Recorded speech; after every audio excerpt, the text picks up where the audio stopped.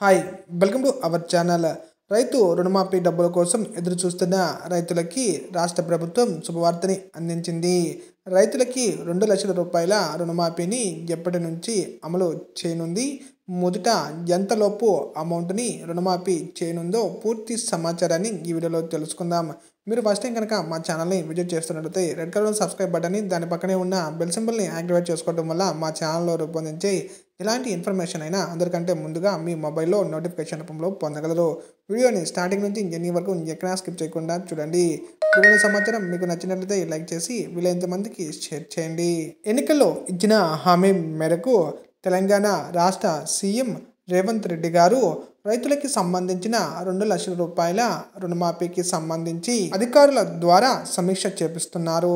ఇప్పటి వరకు అందిన సమాచారం మేరకు ఆగస్టు నుంచి రైతులకి రుణమాఫీని అమలు చేయాలని రాష్ట్ర ప్రభుత్వం భావిస్తుంది. అయితే తొలుత 50,000 రూపాయలు రుణమాఫీ చేయాలని, ఆ తర్వాత 1,00,000 రూపాయలు ఇలా పెంచుతూ మొత్తం 2,00,000 రూపాయల రుణమాఫీని అమలు చేసే విధంగా రాష్ట్ర ప్రభుత్వం ప్రణాళికని రూపొందిస్తుంది.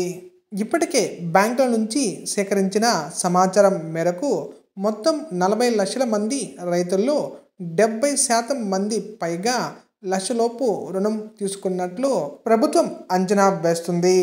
అయితే తొలుత ఆగస్టు నెలలో 50,000 రూపాయల లోపు రుణాలు తీసుకున్న వారికి రుణమాఫీని మొదటి విడతగా అమలు చేయనున్నారు.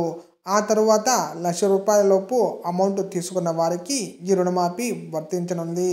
ఆ తరువాత 2,00,000 రూపాయల లోపు రుణాలు తీసుకున్న వారికి ఈ రుణమాఫీని తెలంగాణ రాష్ట్ర ప్రభుత్వం అమలు చేయనుంది.